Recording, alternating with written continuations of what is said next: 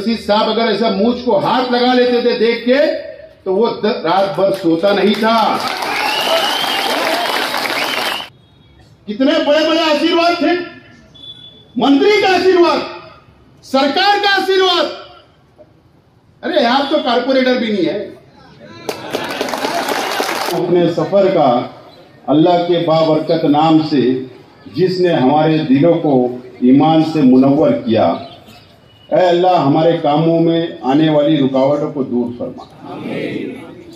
मंच पे तशरीफ फरमा शेख रशीद साहब के से मोहब्बत करने वाले तमाम ही साथी, पार्टी के तमाम ही जिम्मेदारान, तमाम ही साबिक कारपोरेटर, तमाम ही इच्छुक उम्मीदवार, तमाम ही पार्टियों के मेरे नौजवान साथी, दोस्तों और साथियों, सबसे पहले मैं तमाम ही साथियों का, सरपरस्तों का मैं शुक्रिया अदा करता हूं कि आप लोग ने अपना कीमती वक्त निकालकर एक शॉर्ट नोटिस पर, एक शॉर्ट दावतनामे पर आप लोगों ने इस मीटिंग को कामयाब किया। मैं आप लोगों का शुक्रिया अदा करता हूं। और यहां पर हमारे साथियों ने जो मशवरा दिया, जो ताकीद की, जो सरपरस्ती की, ऐसे तमाम ही साथियों का भी मैं शुक्रिया अदा करता हूं। मेरे दोस्त साबिक कारपोरेटर फरीद कुरैशी साहब और उनके साथियों का भी मैं शुक्रिया अदा करता हूं कि घर उन्होंने वापसी किया। शेख रशीद साहब का 4 तारीख को इंतकाल हुआ तो फरीद भाई जमात में थे, 10 दिन की जमात में वो चल रहे थे और ताज्जुद के वक्त उनको खबर आई। उन्होंने मुझसे कहा कि जब यहां मुलाकात के लिए आए तो बोले उसी वक्त तो मैंने तय कर लिया था कि मुझको घर वापसी करना है और आपका, आपके परिवार का साथ दोबारा देना है। मैं आपका और आपके तमाम ही साथियों का इस्तकबाल करता हूं और शुक्रिया अदा करता हूं। दोस्तों और साथियों, ये फैसला कुन मीटिंग है और हम लोगों को यहां पर फैसला लेना है। आज मैं 20 साल से तकरीर कर रहा हूं। मुझको याद है कि जिस वक्त 2002 में शेख रशीद साहब ने मुझको म्युनिसिपल कारपोरेटर के इलेक्शन के अंदर इसी वार्ड से खड़ा किया था तो गणेश नगर निसार भाई भंगार वाले के कांटे के पीछे फारूक भाई के आपके घर के पास एक मीटिंग थी और उस मीटिंग में जब ना मुझको बोलना आता था लेकिन उम्मीदवार बन चुका था तो शेख रशीद साहब बैठे थे और उन्होंने निजामत करने वाले साथी से कहा कि आसिफ का नाम बोल दे। मैं नहीं बोल रहा था कि नहीं, मैं नहीं बोल पाऊंगा, लेकिन शेख रशीद साहब ने कहा कि नहीं, तुझको बोलना है। और मैं खड़ा हुआ और उस वक्त मेरे हाथ और पैर कांप रहे थे। उसको ओढ़ दो, मैं आपका काम करूंगा, और बैठ गया। और वो तारीख है और आज मेरे हाथ और पैर कांप रहे हैं। आज मेरे अंदर हिम्मत नहीं है कि मैं आपके सामने क्या बात रखूं, क्योंकि आज जिस कुर्सी के ऊपर मैं बैठा था और बैठ के मैं सोच रहा था कि ये कुर्सी मैं बीच में बैठा सदारत कर रहा हूं इस मीटिंग की, लेकिन मुझे ये एहसास हो रहा था कि 4 तारीख से पहले ऐसी मीटिंगों के अंदर शेख रशीद साहब उस चेयर के ऊपर बैठा करते थे और मुझ पर या मेरे घर वालों पर या हमारे साथियों पर कोई जिम्मेदारी नहीं थी, लेकिन एक भ्रम था कि शेख रशीद साहब बैठे हैं वो सब निपट लेंगे। मैं सोच रहा था कि ये कितनी बड़ी जिम्मेदारी की चेयर है जो ये मुझको निभाना है और आपको मेरा साथ देना है और ये शहर की आवाम को मेरा साथ देना है। ये बहुत बड़ी जिम्मेदारी है, ये छोटी सी बात नहीं है। पहले कोई जिम्मेदारी नहीं थी, मैं एमएलए नहीं था तो कोई जिम्मेदारी नहीं थी, मैं मेयर भी था तो कोई जिम्मेदारी नहीं थी, लेकिन शेख रशीद साहब आज हमारे बीच में नहीं है, यही सच्चाई है और उनके बिगैर हम लोगों को ये शहर को संभालना है, हमारे साथियों को संभालना है, गरीब वर्कर को संभालना है। ये बहुत बड़ी जिम्मेदारी है और मैं इन तमाम ही लोगों को आज ये मंच देख लो, ये मंच आप देख लो, ये बैठे हुए लोग, ये जो नजर आ रहे हैं, मैं समझता हूं कि ऐसे 100% हाजिरी हम लोगों को कभी नजर नहीं आती थी। मुकम्मल हाजिरी किसी की नजर नहीं आती थी, लेकिन आज सब लोग, सैयद मुस्लिम साहब सूरत में थे, वो सूरत से यहां पर चले आए, रफीक भुरिया साहब बाहर गांव थे, मीटिंग के लिए यहां पर डायरेक्ट पहुंचे, शकील शाह साहब, ऐसे कई साथी जो बाहर गांव थे, लेकिन इस मीटिंग के लिए वो डायरेक्ट मीटिंग के अंदर आए। उनको इस बात की एहसास था, वो तमाम ही लोगों पर, आप लोगों को, कि ये मीटिंग बहुत फैसला कुन मीटिंग है और इसके अंदर हमारी हाजिरी जरूरी है। और आप लोग आज ये साबित कर दिया आपने कि शेख रशीद साहब के साथ जिस तरीके से आप, जिस हिम्मत के साथ आप शेख रशीद साहब का साथ दिए, आज मुझको इस बात पर, मेरे परिवार को एहसास हो गया कि आप आइंदा भी हमारा साथ देते रहोगे। ये बात का आज मुझे मुकम्मल तौर पर इत्मीनान हो गया कि आप लोग आइंदा भी हमारे अपने साथ रहेंगे। शेख रशीद साहब की यादें हमारे परिवार के साथ, हमारे साथियों के साथ बहुत यादें हैं। तमाम ही साथियों ने कहा, कई लोगों ने, हमारे कई मुखालिफिन साथियों ने, दोस्तों ने,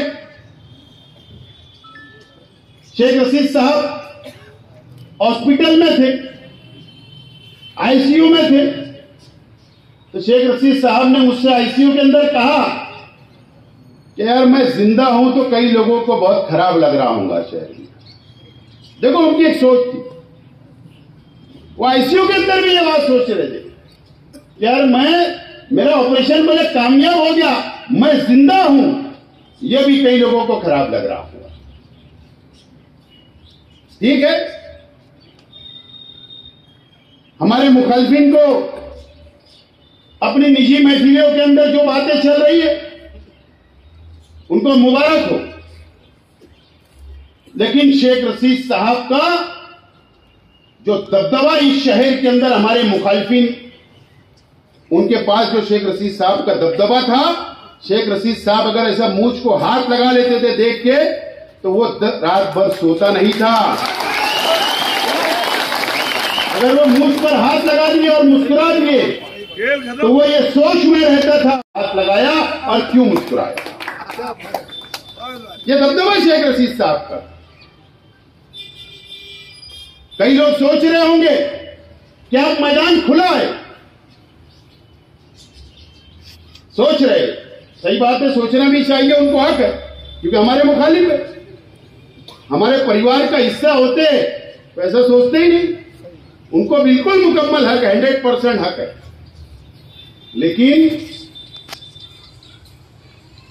उस बाप की औलाद हम बैठे यहां पर कि शेख रशीद साहब के दबदबे को बरकरार रखने के लिए हम लोग मैदान में आ गए।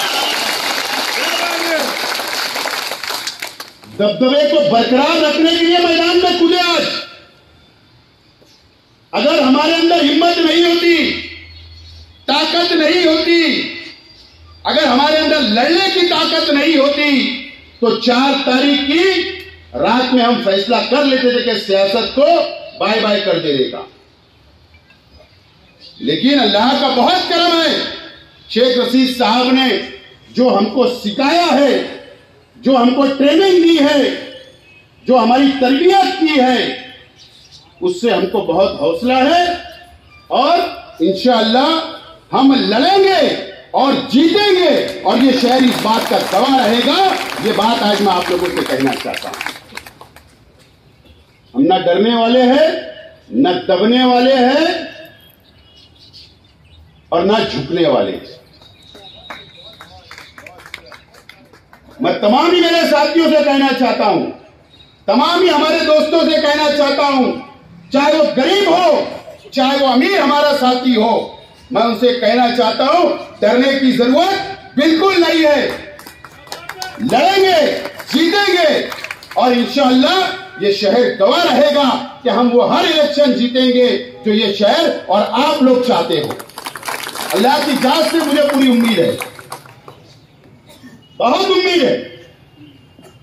खालिद हाजी कुछ दिन के लिए सियासत से दूर थे, लेकिन शेख रशीद साहब को उन्होंने संभाला, इमरान ने संभाला, हमारे परिवार ने संभाला और शेख रशीद साहब को बहुत करीब से उन्होंने देखा। उनकी बीमारी के अंदर वो साथ रहे और खालिद हाजी ने उसी वक्त ये तय कर लिया था कि अब मैं सियासत से दूर नहीं रहूंगा और अब मैं मैदान में आऊंगा और खालिद हाजी मैदान के अंदर आ चुका है। तो मुझको फिक्र थी कि अब मैं अकेला कैसे लड़ सकता हूं, लेकिन इंशाअल्लाह खालिद हाजी है, मेरा परिवार है, इमरान है, हम तमाम ही लोग शेख रशीद साहब की कमी को महसूस नहीं होने देंगे। आज मैं आप लोगों से वादा करता हूं। जलील चाचा है, अकील चाचा है, रफीक बड़े अब्बा है, हमारे चाचा के बच्चे, हमारा परिवार, हमारा खानदान और आप लोग तो है, उससे बढ़ के हमारे परिवार से बढ़ के आप लोग हैं। अगर आपका साथ रहा तो इंशाअल्लाह शेख रशीद साहब की कमी को हम लोग महसूस होने नहीं देंगे शहर के अंदर। ये बात का मैं वादा करता हूं। 4 तारीख को शाम में मैंने एक वीडियो देखा, 4 तारीख को शाम में मैंने एक वीडियो देखा नासिक में, और वीडियो ये थी कि सुलेमानी चौक पर एक नालायक कमिश्नर को लड्डू में तोड़ा जा रहा था। उसकी किस्मत अच्छी थी कि जो मेरे परिवार पर, जो हमारी पार्टी के लोगों पर क्या कि इनको कुछ करते नहीं आता, मैंने सिखाया।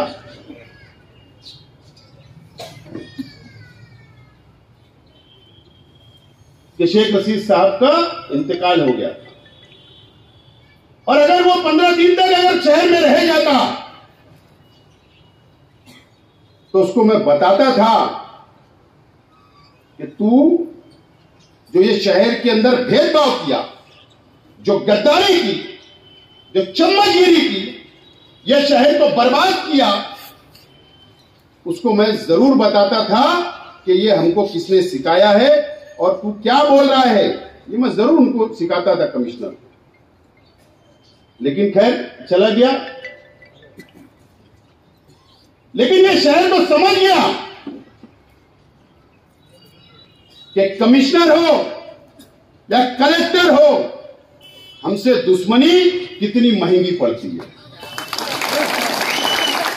ये शहर भी समझ गया, प्रशासन भी समझ गया, हमारे मुखालिफ भी समझ गए कि हमसे दुश्मनी कितनी महंगी पड़ती है। जो अर्बन डेवलपमेंट सेक्रेटरी है ना महाराष्ट्र हुकूमत का, मैं जुमरात के दिन 4 तारीख से पहले मैं मुंबई में था और एक लेटर मैंने सेक्रेटरी साहब को दिया कि अगर आपने कार्रवाई नहीं की तो मैं ये समझू, लेटर में लिख कर दिया हूं, तो मैं ये समझूंगा कि भ्रष्टाचार के अंदर आप भी इन्वॉल्व हो, न तो कार्रवाई करके बताओ। और वही लेटर तो कमिश्नर की ट्रांसफर हो गई। कितने बड़े बड़े आशीर्वाद थे, मंत्री का आशीर्वाद, सरकार का आशीर्वाद। अरे आप तो कारपोरेटर भी नहीं है। किसकी जीत हुई? जीत किसकी हुई? जीत तुम्हारी हुई, हमारी हुई, क्योंकि हम भ्रष्टाचार के खिलाफ लड़ रहे थे, हम ये शहर को बचाने निकले थे। जीत हमारी हुई। न मंत्री बचा सका, न उनका आशीर्वाद रखने वाले कोई नहीं बचा पाया। और ट्रांसफर कहां हुई? साइड पोस्टिंग पर। हिंदुस्तान जब अंग्रेजों के हाथ में था, तो जब जो उनके खबरी रहते थे वो कौम से गद्दारी करते थे, देश से गद्दारी करते थे। और आज मैं खुले तौर पर यह बोलना चाहता हूं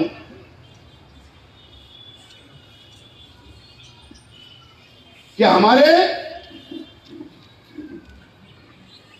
शहर के साथ, ये शहर के साथ, हमारी कौम के साथ, हमारे मुखालिफ में जो लीडरान है वो ये शहर से, इस कौम से गद्दारी कर रहे हैं और फिरका परस्त लीडरान का साथ दे रहे हैं और ये शहर को खोखला कर रहे हैं। ये साफ तौर पर मेरा इल्जाम है और नहीं तो ये शेख आसिफ साबित करके बताएगा। 50 करोड़ के काम का टेंडर फ्लैश हुआ कल नगर उद्यान का। ये मीडिया के साथी बैठे हैं। 50 करोड़ रुपए का जो 70% हुकूमत देती, 30% कारपोरेशन का हिस्सा होता, यानी आपका और हमारा पैसा शहर का। मुझे बताओ कि सेंट्रल असेंबली हल्के के अंदर कितनी आबादी है? 50 करोड़ में कितना मिलना चाहिए था? 50 करोड़ में 25 करोड़ कम से कम मिलना चाहिए था। ये कौन के गद्दारों ने अपने जाति मुफाद के लिए सिर्फ 7 करोड़ में कंप्रोमाइज कर लिए, 7 करोड़ में। और हमारा हिस्सा कितना गया? 15 करोड़। ये कौन के गद्दार लोग हैं और ये इनको बेनकाब करना ये शहर के अंदर जरूरी है। और मेरा आज चैलेंज है हमारे मुखालिफिन को कि एक टेंडर तुम मैनेज करके बता दो। आप एक टेंडर तुम मैनेज करके बता दो। तुम जिस तरीके से, तुम्हारी नीयत जो छिछड़े में लगी हुई है ना, वो हम होने नहीं देंगे।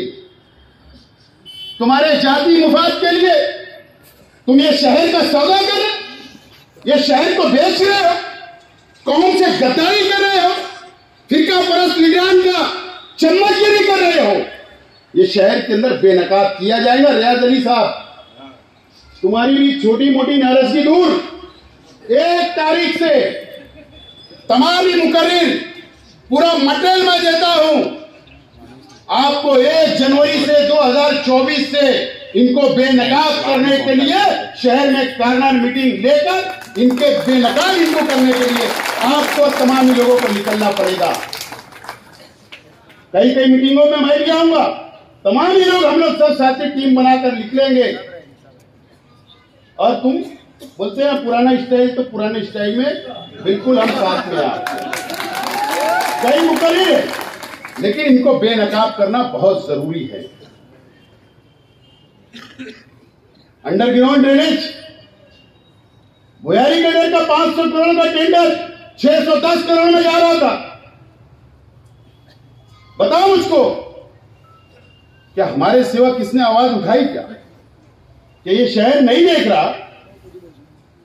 अरे 500 करोड़ का टेंडर है, 10 करोड़ ज्यादा जाता तो ठीक है, 15 करोड़ ज्यादा जाएगा ठीक है, 110 करोड़ रुपया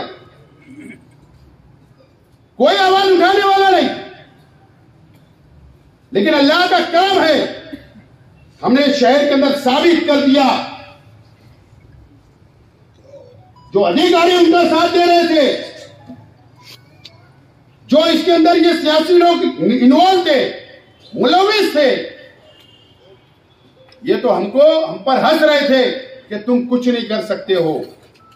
अल्लाह का बहुत एहसान है कि लड़ाई लड़ी गई मणिपुर तक और हमने लाकर ये साबित कर दिया, और जिसको ये 610 करोड़ रुपए में टेंडर दे रहे थे वो टेंडर रिजेक्ट करना पड़ा, और अभी तक इन्होंने केस दर्ज नहीं किया।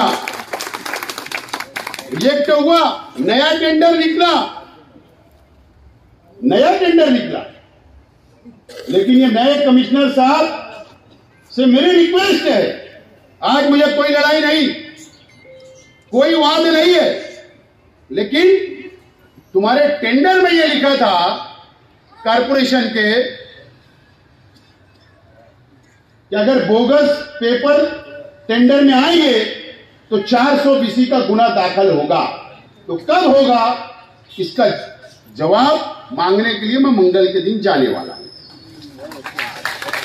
कमिश्नर साहब का नए कमिश्नर साहब का भी इम्तिहान है, और अपन तो बिल्कुल तैयार बैठते हैं झगड़ा लेने बिल्कुल तैयार है।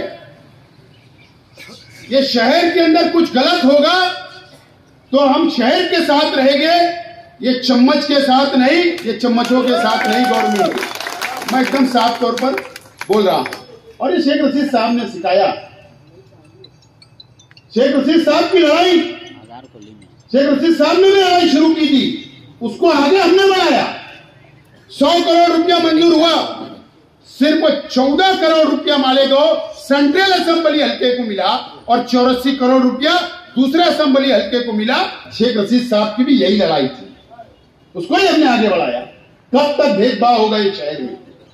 मैं जिम्मेदारी से बोल रहा हूं, 700 से 800 करोड़ रुपए की कर्जदार ये कारपोरेशन हो चुकी, और वो हमारे ऊपर बोझ आएगा और हमारे जेब से पैसा जाने वाला है। लड़ाई हम लोग लड़ रहे और लड़ाई लड़ते रहेगी। और शेख रशीद साहब को मेरे मुखालफिन, सियासी मुखालफिन जो हमारे हैं, वो बोलते हैं शेख रशीद साहब बहुत अच्छे इंसान थे, शेख आसिफ बराबर नहीं। बोले यार बराबर नहीं है। बोले क्यों बराबर नहीं है? बोले यार वो छोड़ता नहीं है किसी को, वो कानूनी तौर पर बोले किसी को छोड़ता नहीं। बिल्कुल सही बात है। शेख रशीद साहब थोड़ा समझ बूझ के आगे बढ़ते थे, लेकिन मैं भी वही रास्ता अपनाऊंगा समझ बूझ वाला। लेकिन मैं आज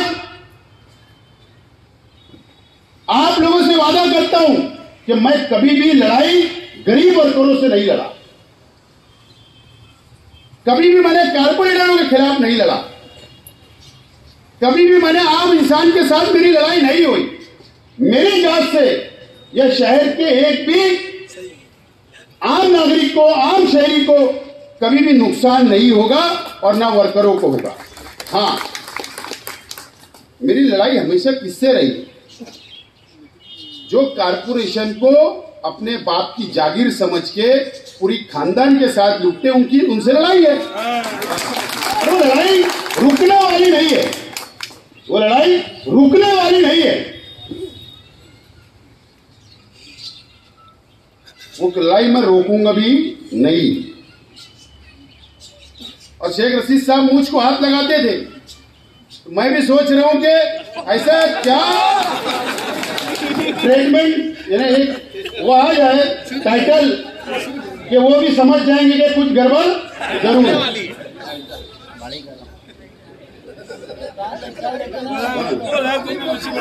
सोच रहा हूँ मैं भी कुछ ना तोड़ अभी आएंगे थोड़ा धीरे धीरे। अभी ये पहली मीटिंग में जरा ठीक नहीं रहेगा।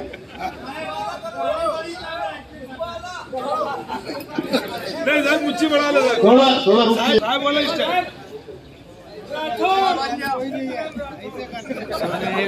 बहरहाल जरूर ये सब तो करना पड़ेगा।